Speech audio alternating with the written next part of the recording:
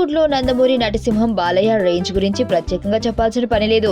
5 పదుల వాయిస్ లో కూడా సినిమాల విషయంలో బాలయ్య తీరు చూస్తే ఔరా అనిపించక మానదు.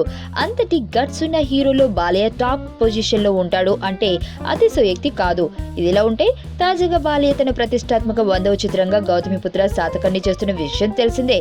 అయితే ఆ సినిమా తర్వాత ప్రముఖ దర్శకుడు కృష్ణవంశీ దర్శకత్వంలో రైతు సినిమా చేస్తున్న సమయం తెలిసిందే. ఇదిలా ఉంటే ఈ సినిమాకు వైఎస్ అభిమాన అనుచర గణంలోని కీలక వ్యక్తి ప్రియదర్శిని రామ్ కథ అందించిన విషయం తెలిసిందే.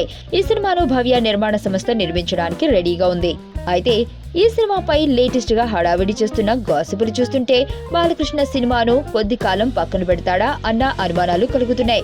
ఇలా ఈ గాసిపులు హడావిడి చేయడానికి ఒక ఆసక్తికర కారణం ఉంది. బాలయ్య తన శాతకర్ణి మూవీ విడుదలైన వెంటనే ఏమాత్రం ఆలస్యం చేయకుండా ఫిబ్రవరి నుండి ఈ రైతును మొదలు పెడతాం అనుకున్నాడు. కానీ దర్శకుడు కృష్ణవంశీ ఇంకా తన నక్షత్రం సినిమా పని మీదే ఉండటంతో ఈ సినిమా విడుదల అవడానికి మరొక 3 నెలలు పడుతుందని అంటున్నారు. అయితే ఈ గ్యాప్ లో బాలయ్య మరో సినిమా చేస్తే బాగుంటుంది అన్న ఆలోచనతో ఉన్నట్లు సమాచారం.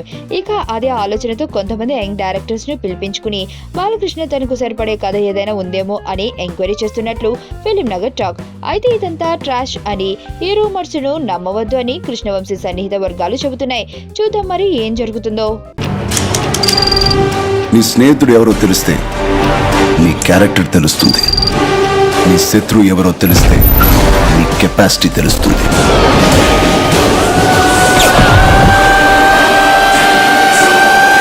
నా శత్రుని సెలెక్ట్ చేసుకున్నాను.